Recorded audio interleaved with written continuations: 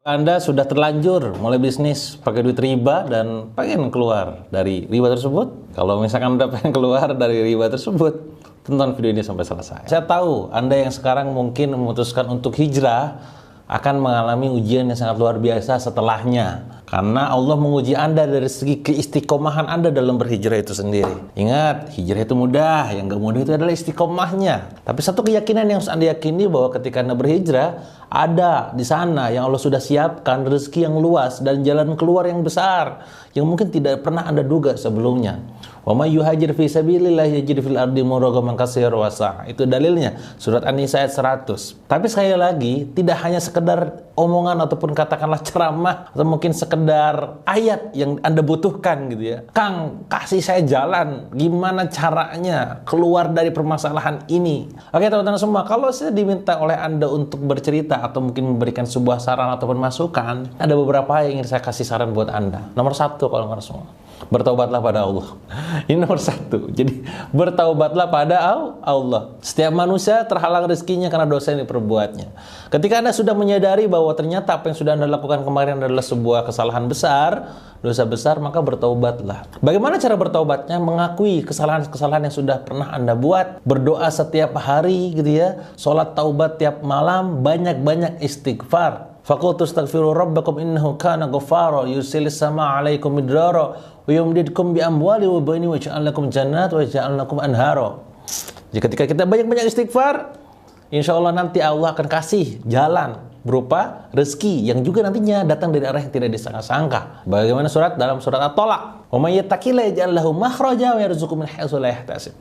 Kita juga belajar dari kisah Nabi Yunus, di mana beliau ini seorang nabi yang awalnya mungkin bahasanya mungkin kecewa atau mungkin udahlah gitu, didakwahin gak gerak-gerak, terus asa yowes. Nah akhirnya kan apa yang terjadi? Pada saat naik kapal, namanya keluar, pada saat diundi, ditenggelamkan ke laut, dimakan ikan paus. Tapi yang luar biasanya adalah ketika begitu, ia menjadi kesalahannya. Maka doanya apa? La ilaha illa anta subhanaka inni kuntu minadz zalimin. Tidak Tuhan selain Engkau, Maha Suci Engkau, sungguhnya aku termasuk orang yang zalim. Nah, jadi sekarang Anda ini bukan nabi gitu ya. Nabi saja masih mengakui kesalahannya. Kadang kita ini berpikir, aduh ya Allah kok gini-gini banget hidup. Yang namanya ujian, Pak, gitu ya. Ya terima aja, dosanya besar gitu. Jadi nomor dua, kawan-kawan semua, yang perlu Anda lakukan adalah lunasi hutang Anda sesegera mungkin. Loh, itu justru masalah, jangan duitnya kagak ada. Tugas di bagian nomor 2 ini adalah Anda coba bikin sebuah catatan-catatan. Ada berapa pos hutang Anda? Kalau Anda berhutang kepada lebih dari 10 orang, katakanlah 10 pihak, 10 lembaga, ya silakan Anda petakan. Ke sini berapa, situ berapa, sini berapa. Bikin skala prioritas. Mana yang akan Anda dahulukan? Nah, kalau saya pribadi waktu itu kawan-kawan semua, yang saya lakukan adalah yang memang support saya. Ya, jadi yang support saya, yang cincai saya dahulukan. Yang nagihnya brutal, nah itu yang saya akhirkan. Loh kok kebalik, Kang? Ya karena saya tahu mereka ini kalau dicicil sama saya 5 juta, 2 juta, akan gitu lagi bulan depan. Udah biarin aja. Nah, kuncinya adalah Anda harus kuat mental. Ingat, jangan pernah bikin keputusan pada saat Anda kondisi emosional. Ketika debt collector Anda nagih, pokoknya bayar sekarang juga. Nah, misalkan gitu ya, jangan kepancing emosional dan nyebut angka, nyebut tanggal. Karena itu akan menjadi sebuah catatan buat dia. Siapa penjarakan kamu? Jawab aja, ya gak apa-apa, silakan penjarain aja, Pak, saya pasrah. Loh, kamu ini gimana sih? Ya kalau nanti saya penjara, paling uangnya nanti Bapak gak balik gitu. Kan? Yang penting Anda udah punya niat balikin duit. Gitu ya, udah kasusnya nanti udah perdata gitu ya. Bisa dipahami kan? Ternyata aku tuh ngutang 40 orang misalkan. Ya Anda mending 40, Pak. Gua 645 waktu itu saya. Nah, ini dahulukan tuh. Itu nomor 2 tuh. Jadi sudah taubat sama Allah. Nah, itu dunianya mulai tuh hitung-hitungannya. Nomor 3, kawan-kawan semua, yang paling penting juga adalah hiduplah sesederhana mungkin. Ya iyalah, mau hidup yang bagaimana udah gak ada gitu. Tapi ini tentang prinsip kan kawan semua. Sekali lagi saya sering bilang, kaya itu mentalitas. Tidak punya uang adalah sementara gitu ya. Nah, jadi bikinlah hidup sesederhana mungkin. Anda bikin sebuah kebutuhan hidup apa saja.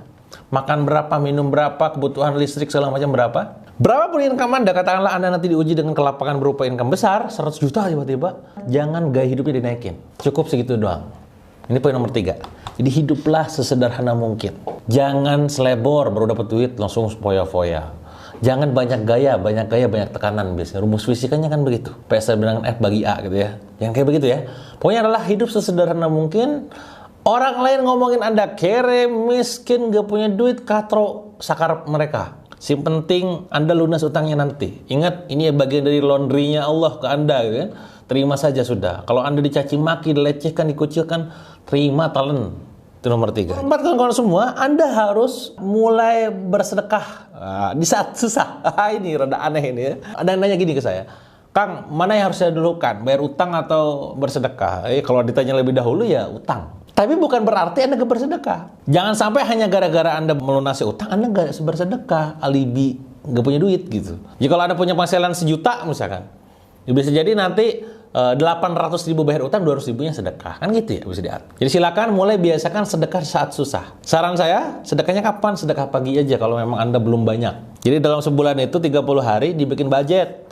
Misalnya tiap hari Anda mau sedekah 10.000, berarti 300.000 tuh. 10 dikali 30, 300.000 kan. Nanti begitu nih rutin. Itu nomor 4. Nomor 5 apa kawan-kawan semua? Bantu orang lain. Bantu orang lain, justru saya harus dibantu. Itu poinnya. Ini utang Anda itu rada mustahil untuk bisa selesai, bahasanya gitu ya. Dengan cara Anda yang sekarang, maka kita butuh pertolongan Allah. Maka kuncinya adalah bantu orang dahulu, dibantu Allah kemudian. Semakin kita nolong orang, semakin kita hidupnya dimudahkan oleh Allah. Hal jazaa'ul ihsan illa ihsan. Ya, tidak ada kebaikan kecuali dibalas dengan kebaikan pula. Nah, maka itu yang perlu kita lakukan pula.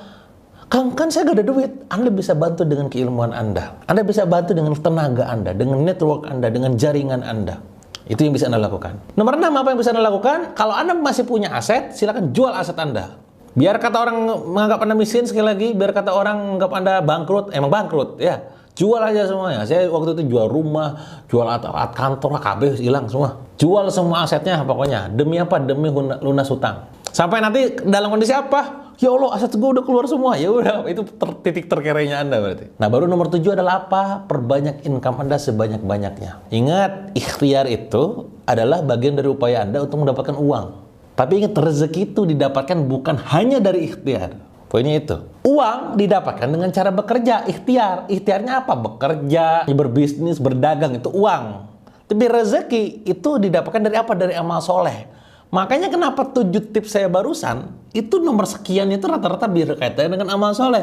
Tentang taubat, doa, ataupun sedekah gitu kan. Tentang bertawakal gitu kan. Tentang bagaimana Anda juga ikhtiar itu sendiri gitu kan, sunatullah. Nah, baru yang kayak tadi ngotor-kotor itu kan bagian ikhtiarnya kan.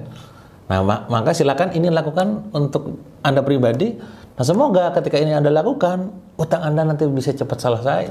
Riba Anda bisa kelar, sekelar-kelarnya dengan caranya ya. Nah, kalau pakai hitungan logika mungkin sekarang Anda masih berpikir gak mungkin kan selesai. Ya itulah, itu kan logika manusia. Kan logika kita terbatas. Tapi ingat teman-teman semua, Allah itu maha kun fayakun. Kun fayakun. Lunas lah. Mayyatakillah ja'allahu makhraja wa yarzuqhu min haitsu la yahtasib, itu ada. Rezeki yang tidak disangka-sangkanya itu ada, jackpot rezekinya itu ada. Itu yang Anda yakini. Maka pesan saya di akhir, poin di sini kawan-kawan semua, Anda boleh kehilangan semua uang Anda. Anda boleh kehilangan semua harta Anda. Anda boleh kehilangan semua jabatan Anda, tapi satu yang nggak boleh hilang apa itu? Keimanan Anda sama Allah Subhanahu wa taala. Keputusan Anda untuk hijrah, mengakui, menyadari kesalahan yang dilakukan kemarin saat menggunakan uang riba adalah keputusan yang sangat luar biasa. Tinggal sekarang lewatin ujian dari keistiqomahannya ini. Insya Allah, saya doakan terbaik. Semoga siapapun Anda yang sekarang sedang berhutang, sedang punya amanah untuk diselesaikan, semoga Allah mudahkan, Allah lancarkan, Allah lapangkan, sehingga nanti bisa terlepas dari permasalahan ini selepas-lepasnya dengan caranya. Amin ya Allah ya Rabbal Alamin.